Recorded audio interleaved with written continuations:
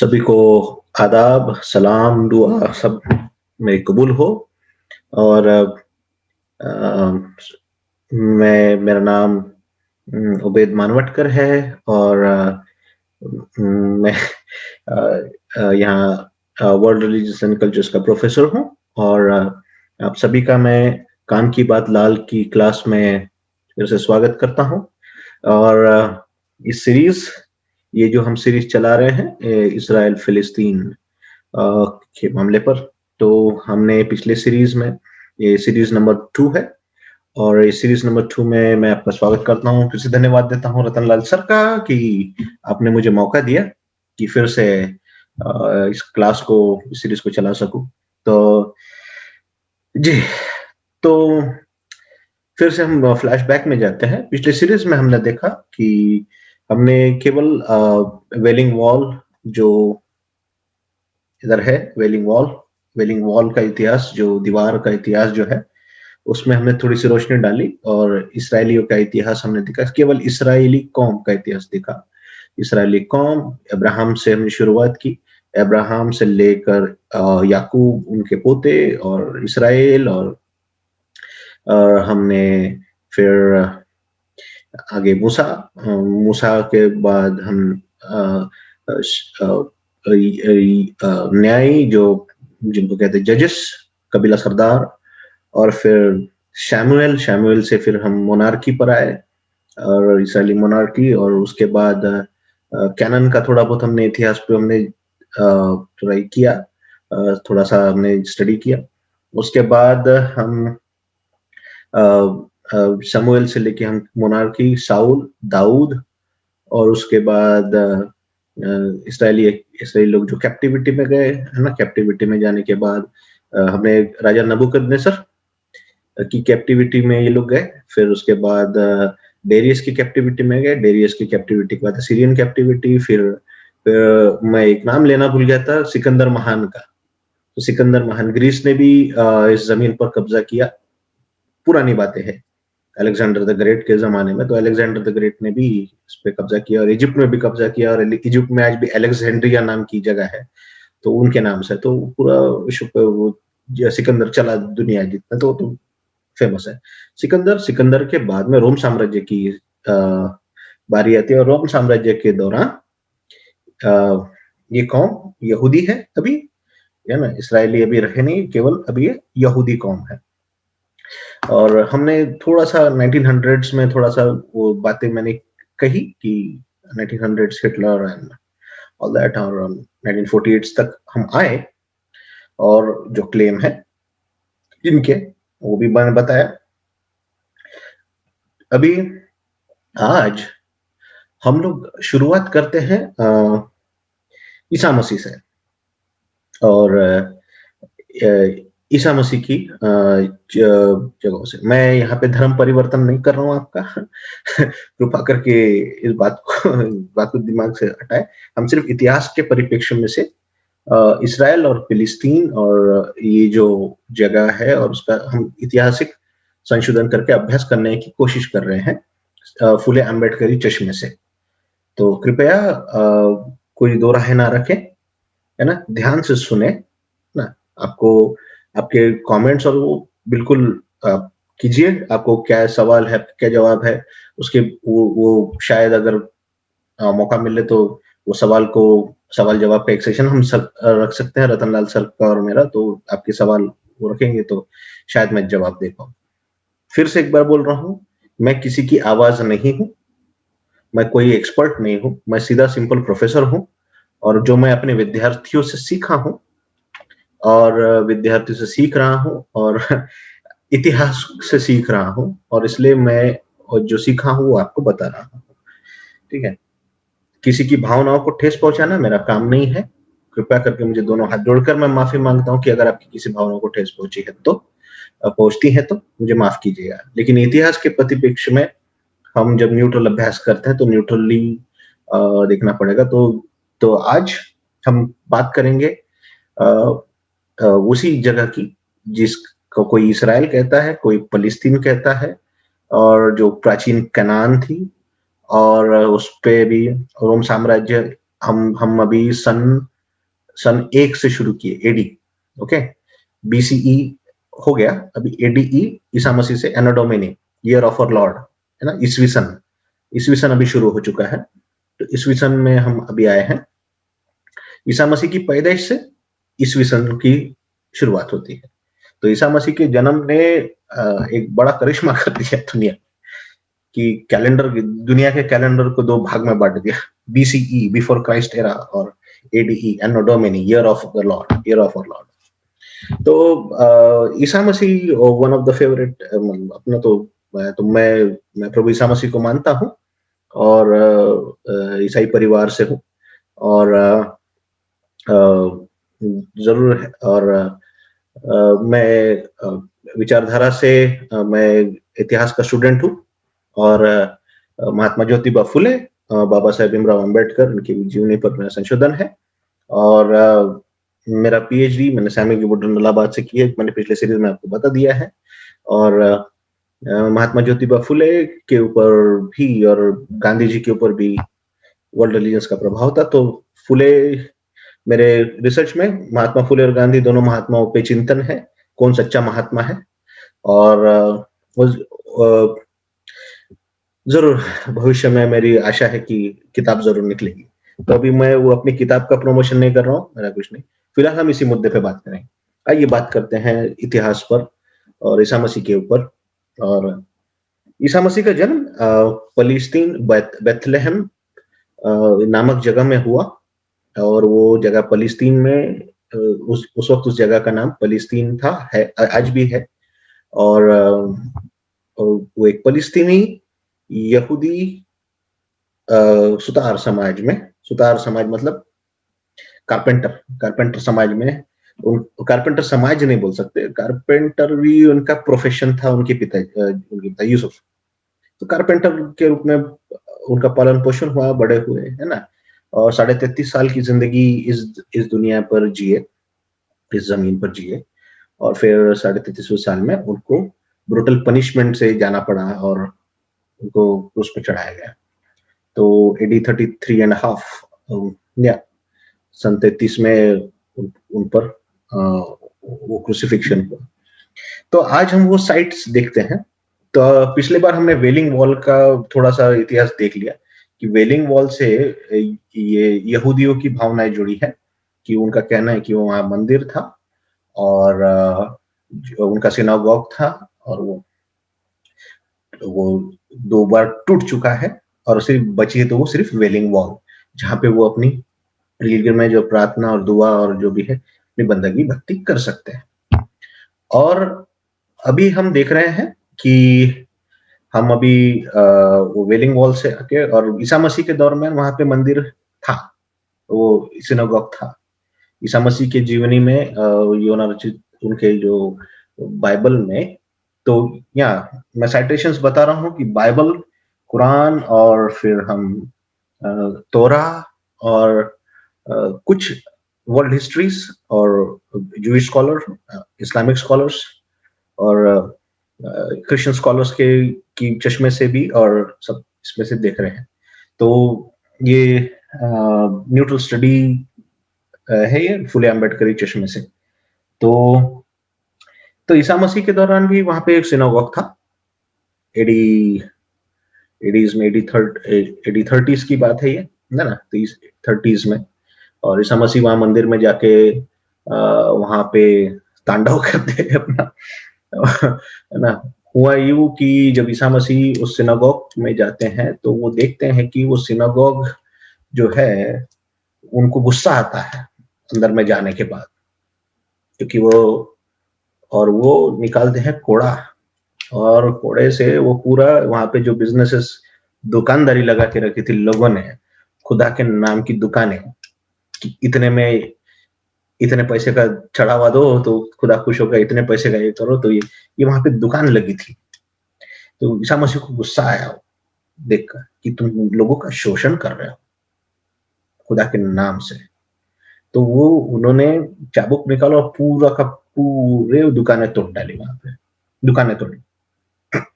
तो ये क्रांतिकारी ईसा मसीह आपको कोई नहीं बताएगा, जो अन्याय के खिलाफ, लोगों के शोषण के खिलाफ आवाज उठा रहा है। और ये ईसा मसीह फ़लस्तीनी यहूदी है, यहूदी परिवार में, फ़लस्तीनी यहूदी परिवार में है और ये वहाँ से निकलता है और वहाँ के लोकल जो लोग हैं, ये कोई वहाँ पे धर्म स्थापना नहीं कर रहे हैं ईसा मसीह। ये वहाँ पर जो मज़लूम लोग हैं, चाहे वो यहूदी हो, चाहे वो गैर यहूदी हो, वो सब में जा रहे हैं। ईसा मसीह के पूरे 12 चेलों को आप देखिए, उनके 12 अपोस्टल्स कहते हैं, लोग 12 उन्हें 12 लोगों की नियुक्ति की, ऐसा ऐसा कहा जाता है। पर एक्चुअली बहुत सारे लोगों की नियुक्ति की उन्होंने, तो उनके पीछे हज़ारों की भीड़ रहती थी। और ये जो हज़ारों की भीड़ है और ये जो लोग हैं उनके साथ में उनका उनका राइट हैंड बोलते थे जो उसको पतरस, पीटर, पीटर नाम था उसका। वो उसका प्रोफ़ेशन क्या था? वो मछुआरा था, मछली पकड़ने वाला, है ना? और वो एक मैथ्यू नाम का था, मत्ती, जिसको हिंदी में कहा जाता है मैथ्यू। मैथ्यू एक टैक्स कलेक्टर था, है ना? हफ्ता वसूली, भाईगिरी नहीं है? लोग भाईगिरी करने वाले, तो उसको "ए इधर आ, चल, सुधर जा", है ना? तो ये ऐसे लोगों के साथ में मतलब कॉमन लोग, ये आपके मेरे जैसे लोग, इनके साथ में उठना-बैठना प्रभु यीशु मसीह का था, है ना? हमारे सामने जो पिक्चर है ना वो यीशु मसीह की, बाप रे! वो गोरा-सा, चिट्टा-सा, है ना? वो स्वर्ग में वो ऐसा वो फरिश्तों के साथ में गोरे-गोरे ये इतना वो कोलोनाइज़ेशन का माइंडसेट है, वो वैसा ईसा मसीह नहीं थे। ना मेरा खुदा ईसा मसीह वैसा नहीं था और मेरा मैं जिस ईसा मसीह को मैं ईसा मसीह वो कहता है कि मैं सच्चा गडरिया हूँ, मैं गडरियों का हूँ, मैं भोइयों का हूँ, मैं मछुआरों का हूँ, मैं दलितों का हूँ, मैं शोषितों का हूँ, मैं पीड़ितों का हूँ, मैं उनका हूँ। खुदा नहीं, मैं उनका दोस्त हूँ, है ना? I am your friend.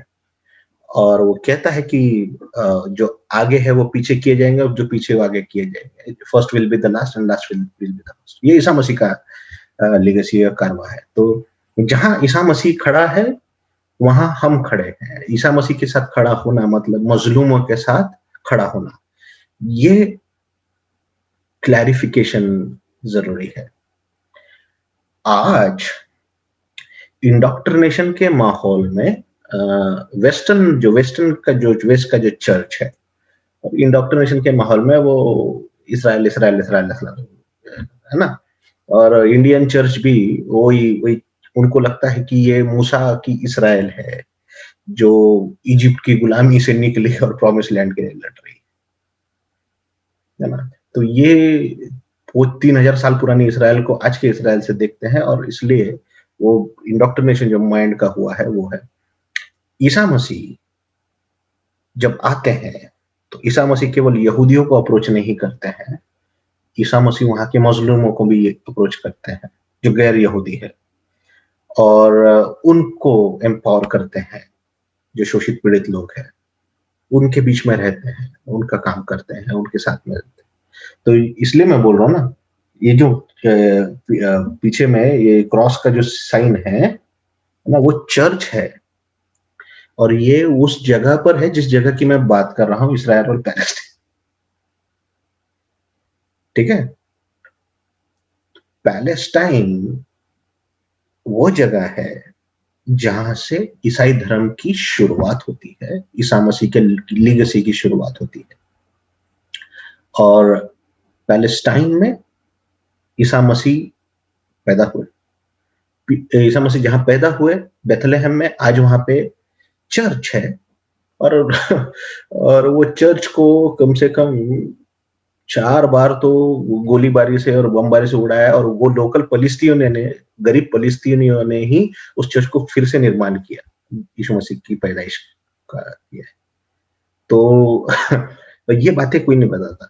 तो इसलिए तो तो वो क्रिश्चियनिटी की शुरुआत भी वहाँ से होती है और ईसा मसीह की बातें ईसा मसीह ना तो ईसा मसीह वहाँ चले, फिरे, लोगों से बात किए, लोगों लोगों से के साथ घूमे-फिरे, है ना? तो ये वही मामला है। ये ईसाई पक्ष ये तीसरा पक्ष है वहाँ पर, उस ज़मीन पर। लेकिन इस पक्ष की ईसाइयों की, फ़लस्तीन के ईसाइयों की कोई भी मीडिया आपको बताएगा नहीं क्या हो रहा है। और फ़लस्तीन के ईसाइयों की पीड़ा अलग ही है ना? उनको बस उनके ऊपर शोषण नहीं हो रहा है। फ़लस्तीन से कई ईसाई भाग चुके हैं। आज रिफ्यूजी के रूप में रह रहे हैं।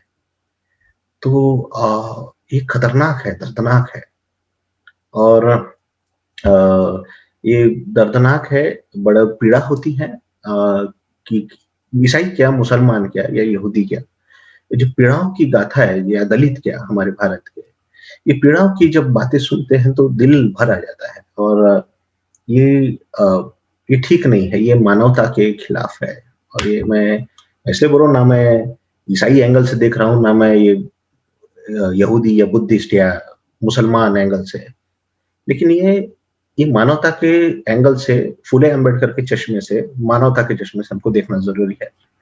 तो ईसा मसीह फ़लस्तीन में थे, ईसा मसीह फ़लस्तीन में पले-बड़े और उनको उनका जो क्रूसिफिक्शन है या सलीब पर जो चढ़ाए गए और वो भी गोलगोथा नाम की पहाड़ है,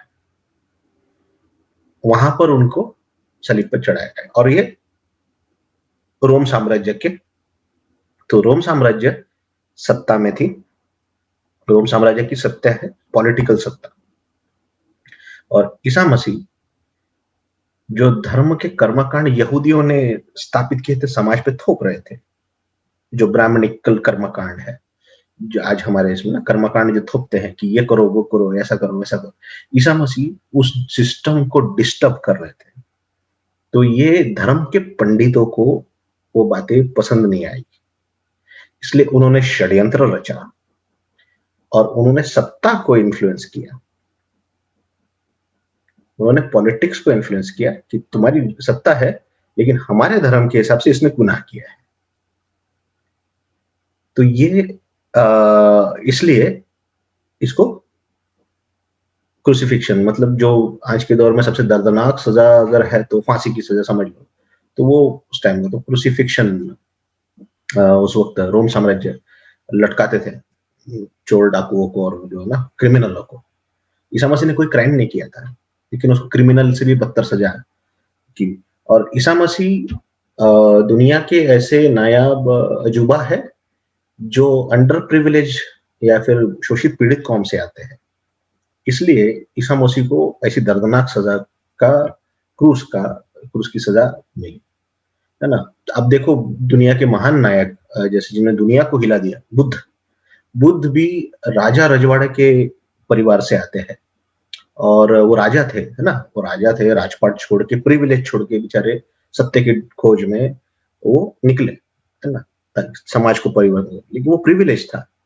हुजूर सल्लल्लाहु अलैहि वसल्लम, मोहम्मद पैगंबर साहब, ना वो भी महान व्यक्ति और लेकिन वो भी बिज़नेस क्लास के थे, मतलब उनके पास बिज़नेस था, व्यापारी थे और लेकिन उन्होंने अपना प्रिविलेज छोड़ के समाज के बदलाव के लिए उन्होंने कार्य किया। देखिए ईसा मसीह की जो बात है, वो यूनिकनेस जो है ईसा मसीह की, वो ये है कि वो अंडर प्रिविलेज कौम में है और गुलाम की कौम में से आते हैं, कि उनकी कौम भी पूरी गुलामी में है, सत्ता की।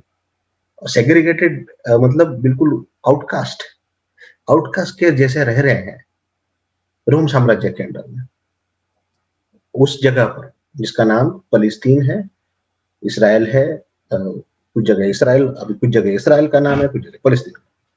तो ये है, तो ये ईसा मसीह की यूनिकनेस हुई है कि वो आए और ब्रूटल पनिशमेंट हुई और लेकिन उन्होंने आइडिया दिया रिकंसिलिएशन का, मेल मिलाप का, कि अभी कोई यहूदी नहीं, कोई मुसलमान नहीं, कोई ये नहीं, कोई जेंटाइल नहीं, कोई अन्य-फन्य कुछ नहीं। हम सब इंसान हैं और हम सब इंसान हैं, हम सब एक हैं और एक इंसानों की तरह अपने पड़ोसी से प्रेम कर, अपने दुश्मन से भी प्रेम कर। ये शिक्षा ईसा मसीह की, जिसने हिला डाला सारे धर्म के कर्मकांडों को। तो इसलिए सॉरी मैं थोड़ा पैशनेट हो जाता हूँ ईसा मसीह के बारे में बात करने के लिए, है ना? तो वही आपको धर्म परिवर्तन करने की ज़रूरत नहीं है। मैं सिर्फ़ बता रहा हूँ कि ये यूनिकनेस है ईसा मसीह और मूसा अलैहिस्सलाम की मूसा जी की अलग यूनिकनेस है, पैगंबर साहब की अलग यूनिकनेस है, उनकी मूवमेंट की। लेकिन ईसा मसीह की जो यूनिकनेस है, वो तो बतानी ज़रूरी है। तो ये तो ईसा मसीह उस फ़लस्तीन में रहे हैं और गुलामी से लोग अभी भी गुलामी में हैं और जब ईसा मसीह का की पब्लिसिटी होने लग गई, तो लोग उनको मसीहा, मसीहा, मसीहा करके बोले, तो मसीहा मतलब छुड़ाने वाला। तो लोगों को क्या लगा कि ये कोई राजा है, जो वापस मोनार्की नहीं क्या मोनार्की स्ट्रक्चर में और मोनार्की स्थापित करेगा, हम पर राज करेगा और हमको इससे छुड़ाएगा। ईसा मसीह ने बोला नहीं, मैं मेरा राज्य इस दुनिया का नहीं है। तो लोगों को समझा नहीं, लोगों को क्या लगा कि वो घोड़े पे बैठ के आएगा और कब्ज़ा करेगा पूरे महलों पर और फिर वो सबको सब पे राज करेगा। ईसा मसीह का वो इंटेंशन नहीं था। उन्होंने कहा मेरा राज्य इस दुनिया का नहीं है, मैं तो सारे मानवों को एक करने आया हूँ, सारे मानव को, apart from your class, caste, gender जितना भी, सभी मानवों को मैं एक करने आया हूँ। ये ईसा मसीह की बात उस वक़्त लोग समझे और आज भी हम समझ नहीं पा रहे कि मानवता का संदेश क्या है। इसलिए आज हम इस विषय पे चर्चा कर रहे हैं। तो ये ईसाई का इतिहास है। आज का फ़लस्तीन, इस्राएल और कनान, पुराना कनान जो है, वो ईसाई कौम से भी संवेदनाएँ ईसाई धर्म से भी उससे उसकी हिस्ट्री जुड़ी है। चर्च एक एक चर्च मैंने दिखाया है, वो ऐसे कई चर्चेस हैं, वहाँ पर चर्चेस जो ईसाई समुदाय के लोग वहाँ पे आराधना भक्ति करते हैं, लेकिन वो चर्चेस की तस्वीरें आपको कोई मीडिया नहीं बताएगा और ईसाइयों पे क्या हो रहा है वो तो कोई बताएगा नहीं। तो पता नहीं ईसा मसीह के नाम से कौन-सा करंट लग जाता है लोगों को, इवन भारत में ही। तो आज भी बहुजनों के इतिहास में ईसा मसीह का डिस्कोर्स ही नहीं, ईसाई मिशनरियों का डिस्कोर्स नहीं। उस पर कभी हम अलग सीरीज़ चलाएँगे कि बहुजनों के योगदान के लिए ईसा मसीह के लोगों का क्या है। तो तो हम आते हैं फ़लस्तीन पर, फ़लस्तीन में ईसा मसीह रहे और ईसा मसीह जिए, चले, फिरे, लोगों के साथ खाना खाए, रोए, हँसे, है ना? और संगति किए, उन्होंने उस वक़्त चाय पी, खाना खाया, है ना? जो भी है ना? तो ये तो देयरफॉर वहाँ पे जहाँ बात क्लेम की है, तो क्लेम ईसाइयों का भी बनता है और ईसाइयों का भी हक है कि भैया हमारे हमारे खुदा यहीं थे, ना जितना वो यहूदी बोल रहे हैं कि हमारी वेलिंग वॉल वहाँ है, तो ईसाइयों का भी है ना? फुले और अम्बेडकर अ फुले और अम्बेडकर अ, अपने किताब what Gandhi and Congress have done to the untouchables में लिखते हैं जो लेडी एफ को अ, वो पत्र डेडिकेशन करते हैं व्हाट गांधी, तो उसके what Gandhi and Congress have done to the untouchables में उसके डेडिकेशन में बाबा साहब अम्बेडकर लेडी एफ को, फ्रांस की जो लेडी एफ थी उनकी उनके महिला मित्र में से एक थी, उनको लिखते हैं कि हम बाइबल पढ़ा करते थे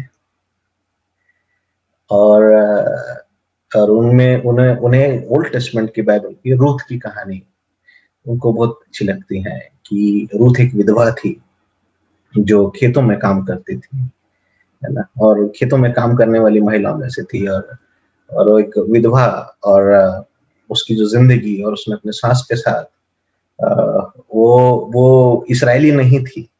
रूथ एक बेबीलोनियन एक मोआबाइट सॉरी एक मोआब के कौम से आती है और वो इस्राएली बहू बनती है और मतलब 2 एथनिसिटी अलग है ना, इंटररेशियल मैरिज है ना? और फिर विधवा हो जाती है बेचारी और फिर अपने सास के साथ अपनी ये ज़िंदगी बताती है और पूरी कौम के लिए, इस्राएली कौम के लिए, जो गुलाम कौम है वहाँ पे, एक अलग एथनिसिटी की महिला बहू बनकर आती है और पूरे कौम के लिए एक उद्धार का कारण या मुक्ति का कारण, लिबरेशन का कारण बनती है। उस स्टोरी को Baba Saheb Ambedkar what Gandhi and Congress have done to the untouchables उसमें लिखते हैं और महात्मा ज्योतिबा फुले कहते हैं महात्मा फुले समग्र वाङ्मय समस्त साहित्य मराठी में उसके पेज नंबर 534 पर महात्मा फुले एक छोटा सा पवाड़ा लिखते हैं ईसा मसीह पर ख्रिस्त सर्व ग्रंथ मैदानी आणती, ओ वाचून दावेती स्त्री पुरुष, भटासंग मांगा पोटाची धरती, व्यवहार करीती रोटी बेटी। है ना, कि ईसा मसीह पूरे ग्रंथों को जमीन पर लाता है, मैदान पर लाता है, और स्त्री पुरुष को समानता में लाता है।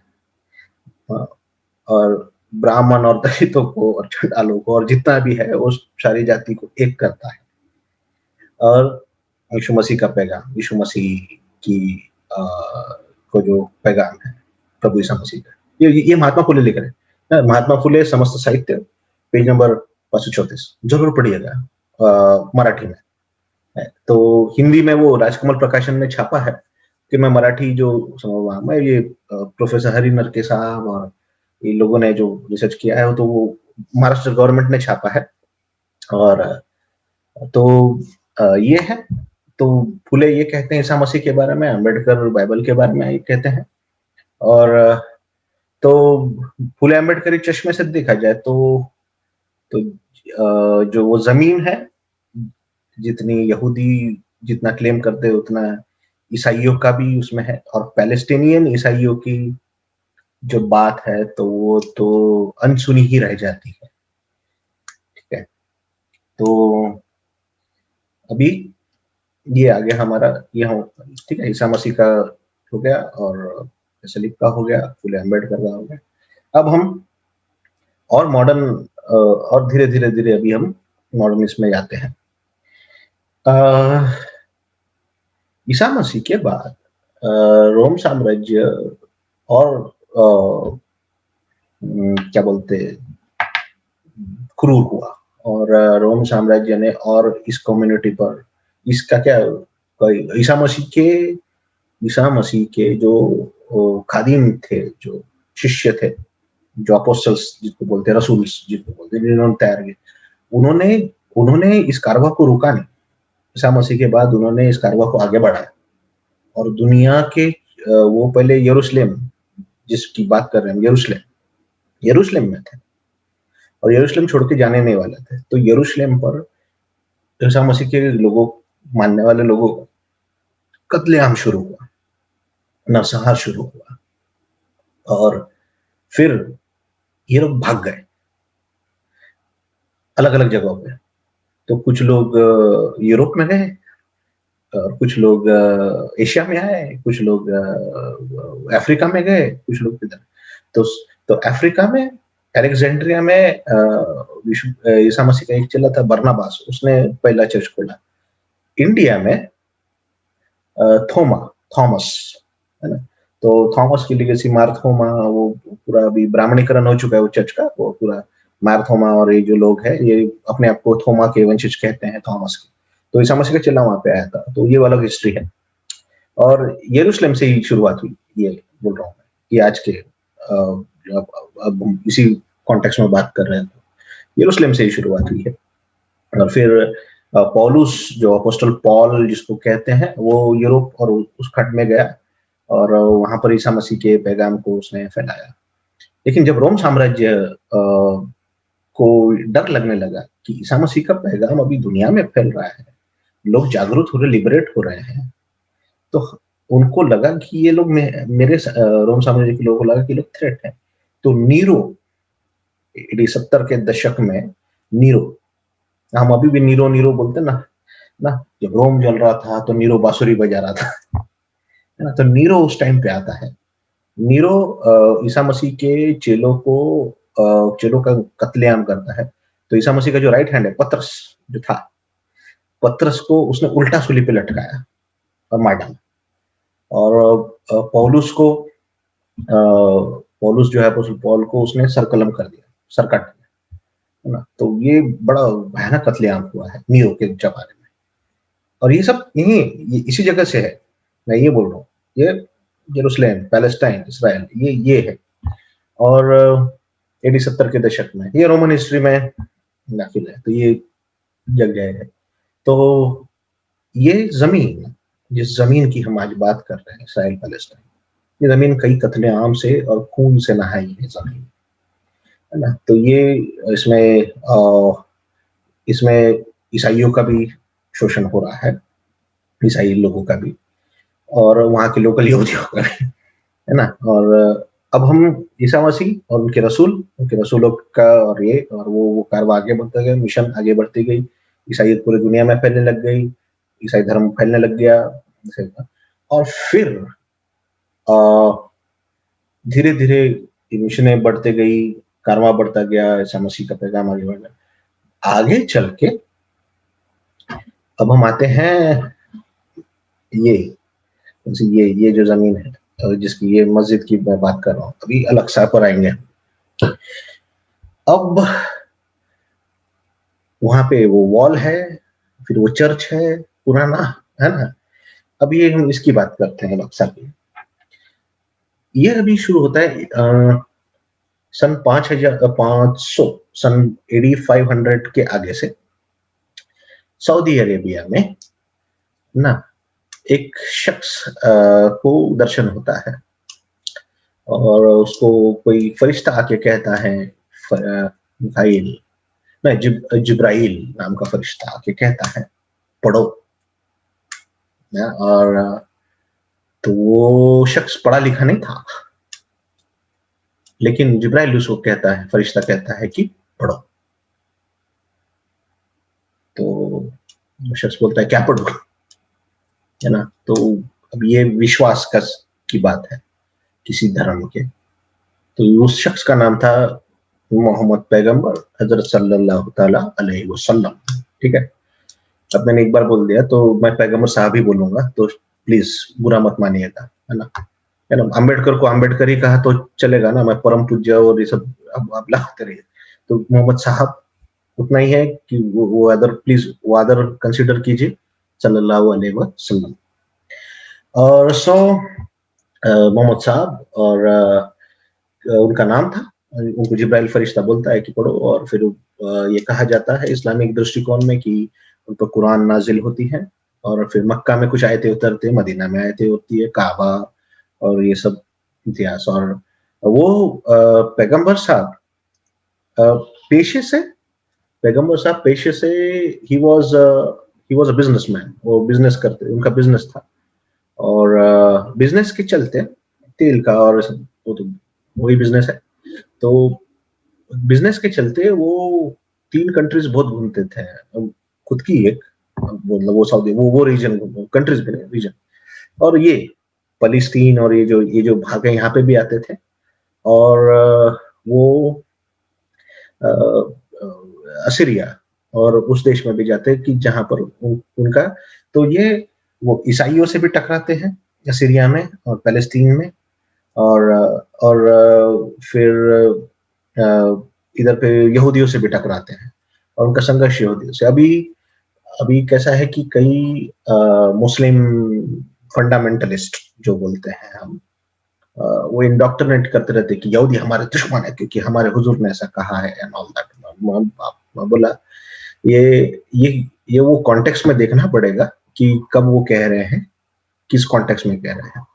है ना जिस तरह इसराइली इतिहास में ऐसा है कि वो जाके कनान में सबको मार डालो तो वो उस कॉन्टेक्स्ट में कही गई बात है आज के कॉन्टेक्स्ट में वो ही नहीं आती तो इस ये वही कॉन्टेक्स्ट यहाँ पे भी लागू होता है मुसलमानों में कि अ, दुश्मन क्यों है और क्यों क्योंकि उन्होंने सताया ठीक है उन्हें तकलीफें दी उन्होंने क्रिटिकल क्वेश्चनिंग किया कि तू नबी है कि नहीं उनके नबू उनके नबी होने के इस पर भी शक जताया और तो तो पैगंबर साहब ये तीनों ऐसे रीजन्स में घूमते हैं बहुत और उनको सिनागॉग में आते हैं और यहूदी सिनागॉग में भी जाते हैं के लिए चर्चेस में भी गए पैगंबर साहब मुलाकातें की ईसाइयों से बिजनेस के सिलसिले बिजनेसमैन है भाई बिजनेस करना है तो उनको आइडियाज मिलती हैं और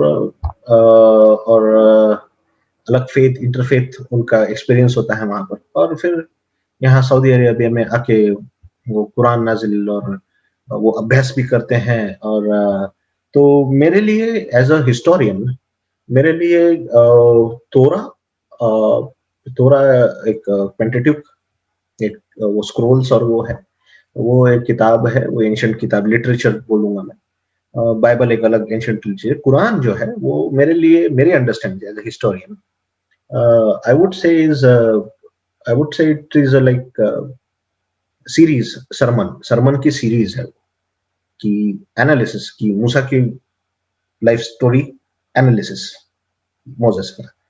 और तो वही है, तो सारे सूरा मरियम और जितना भी सूरा है वहाँ पे चैप्टर्स है कुरान में, तो वो कुरान शरीफ में, पाक कुरान शरीफ में। तो ये हिस्टोरिकल एनालिसिस या सरमन सीरीज बोल सकता हूँ। तो होप सो आपके विश्वास के सिद्धांत को धक्का नहीं लगा, माफ कीजिएगा, है ना।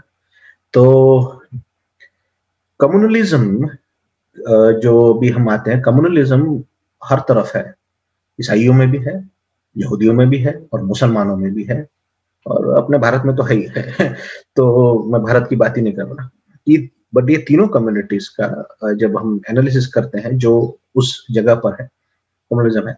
अब मोहम्मद पैगंबर साहब जब अपने लाइफ लाइफ में एक्सपीरियंसेस ले रहे हैं, तो वो जो अल अक्सा जो मस्जिद है, उससे उसका एक पुराना नाता है, ऐसा इस्लामिक इतिहासकार का कहना है कि भैया उस जगह पर, उस जगह से पैगंबर साहब मक्का की ओर गए, है ना, इस्ताफिल घोड़े पे बैठ के। वो इस्ताफिल घोड़ा मतलब पेगासस जो घोड़ा था बोलते हैं, वो उसमें बैठे थे, और वो घोड़ा उड़ने वाला घोड़ा था, और उसने जन्नत का उन्होंने सैर करी और फिर मक्का की तरफ गया और मक्का में आंदोलन शुरू किया। तो इसलिए अल अक्सा मस्जिद उस जगह पे स्थित है, ऐसा ऐसा ऐसा मुस्लिम्स का क्लेम है, मुस्लिम हिस्टोरियंस का क्लेम है, मुस्लिम थियोलॉजियंस का क्लेम है। तो अभी ठीक है, अब वो इतिहास है, वो उसमें मिथक है, इतिहास है, सच्चाई है कि झूठ है कि क्या है, वो मैं उसमें नहीं पढ़ना चाहता।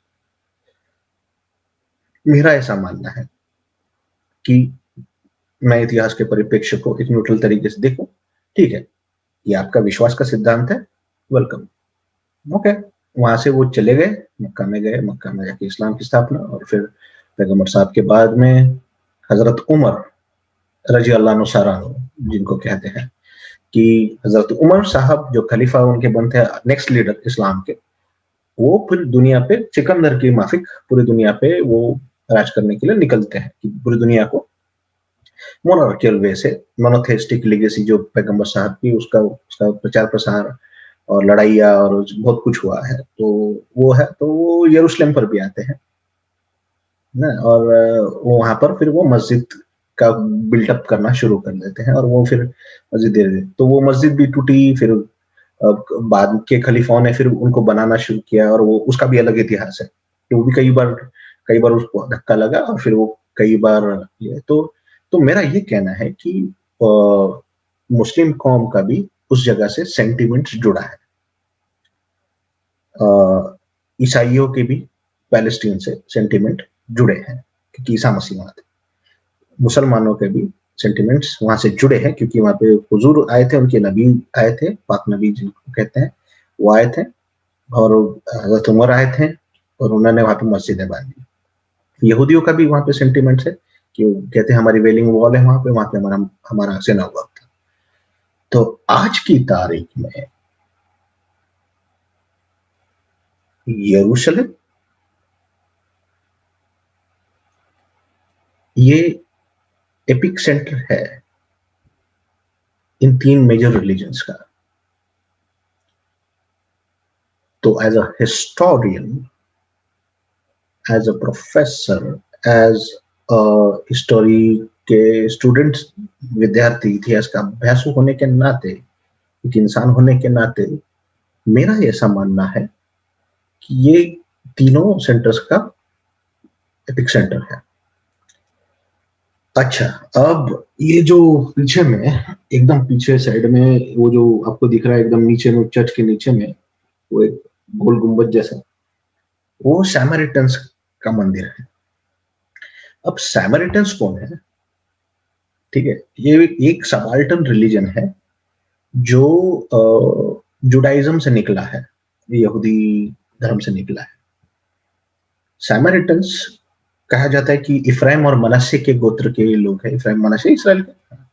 तो इन्होंने क्या किया, कहते हैं कि ये लोगों ने दूसरे समाज में शादी की, मतलब इंटरकल्चरल शादियाँ की, और ऑर्थोडॉक्स जो यहूदी है, वो इस बात से तिरस्कार कर कि मज़हब के बाहर शादी नहीं कर, ठीक है? तो उस वक़्त वो नॉर्म्स थे। तो सैमरिटन्स को ये लोगों ने समाज से बहिष्कार कर दिया कि तुम ओरिजिनल वाले यहूदी नहीं हो, ओरिजिनल कौम नहीं। तो सैमरिटन्स ने अपना अलग रिलीजन बनाया हुआ कि, और उनकी अलग तोरा है, वो आज भी है, और वो पैलेस्टीन में है। माउंट उस जगह का नाम है सैमरिटन के सैमरिटन्स माउंट गेरिजिम, माउंट गेरिजिम, माउंट गेरिजिम, और ये आपको मिल जाएगा। Let me open my PDF. या सो सैमरिटन सोर्सेस में आपको डेड सी स्क्रॉल है, इसका साइटेशन दे रहा हूँ। डेड सी स्क्रॉल पुराना वो इतिहास है, तो यह है। तो ये है सैमरिटन बुक, रिकंस्ट्रक्शन ऑफ पार्टनेजेस, पी लेवी, टी क्विशील और इन लोगों ने लिखा है, इतिहासकार लोगों ने लिखा है, और इनका इतिहास वहां पे है। तो सैमरिटन्स लोगों का भी वहां पे मंदिर है, माउंट गेरिजिम। तो ये सबाल्टर्न, मतलब इनको जू करके कंसिडर नहीं किया जाता, ये अपने आप की आइडेंटिटी सैमरिटन। तो बेसिकली ये आउटकास्टेड कम्युनिटी ईसा मसीह के दौर की है ना। तो ये ईसा मसीह उन लोगों में गए, और ईसा मसीह अपने अपने संदेशों में ये कहते हैं कि अच्छा सामरी का सिद्धांत, गुड सैमरिटन, गुड सैमरिटन का जो सिद्धांत है। तो आज भी हम अपने आज भी इंडिया में भी अपने सिर्फ ईसाई नहीं, लेकिन गैर ईसाई भी गुड अच्छा सामरी बनो, वो सामरी की तरह बनो, ये अभी प्रचलित हो गया है। डेविड गोलायत, जैसे भी पॉलिटिक्स में कोई लड़ाई होती है तो डेविड और गोलायत की लड़ाई है। ये डेविड गोलायत कौन है? तो ये इसी इतिहास से आता है, इसराइलियों की और इसके नॉट इसराइली बट पैलेस्टीनियन और इसराइली, और ये इतिहासों से आता है ना। तो आज की तारीख में यहूदियों के अपने सेंटिमेंट्स है उस वेलिंग वॉल से, क्रिश्चियनों के अपने अलग सेंटिमेंट्स है चर्चेस से, ईसा मसीह से, और मुसलमान मुसलमान और इस्लामिक सेंटिमेंट्स है उस अलग सा मस्जिद से, और सैमरिटन्स के अपने अलग सेंटिमेंट्स है ये। तो आज की तारीख में यही है कि सबके अपने अपने सेंटिमेंट जुड़े। तो जेरूसलम आज 3 कम्युनिटीज का हब है, और फिर अभी हम इतना इतना नजदीक तो आ चुके हैं। तो मुसलमानों का सेंटिमेंट अलग सा मॉस्क, और वो वेलिंग वॉल, चर्चेस और सैमरिटन्स, और भी ऐसे कितने धर्म है, मजहब है जो इसराइल में एग्जिस्ट नहीं करते, not main stream but subaltern, जो निचली तबके के लोग के जो इंडिपेंडेंट रिलीजन है, फोक रिलीजन्स है, वो उन चीजों के बारे में हम अभी भी जानते नहीं है, तो वो चीजें बनाने की जरूरत नहीं है। लेकिन मैं चाहता था कि सैमरिटन्स की भी जिक्र आए, क्योंकि वो लोग भी वहाँ पे एग्जिस्टिंग करते, छोटी कम्युनिटी है, और ये लोग अक्सर इनके भी अलग पॉलिटिकल लॉबिंग है वहाँ पर है ना। तो इनके भी है पॉलिटिकल नेता वगैरह लोग हैं ना। तो आज की तारीख में बस इतना ही कहना चाहूंगा कि जेरूसलम आज जुडाइज्म, क्रिश्चियनिटी, इस्लाम, सैमरिटन्स और ऐसे कई कल्चर्स का एक हब है, और एक वो जो जगह है वो ऐसे 4-5 और कई कम्युनिटीज का कोलैबोरेशन है। तो ठीक है, फिर आगे हम देखेंगे, अगली सीरीज में हम मिलेंगे। अगली सीरीज में हम ये देखेंगे कि आज का फ़लस्तीन और इसराइल के बारे में, और फिर हम आगे का दौर बढ़ाएँगे। चलिए, स्टे ट्यून्ड एंड जय भीम। मिलते हैं अगली सीरीज़ में।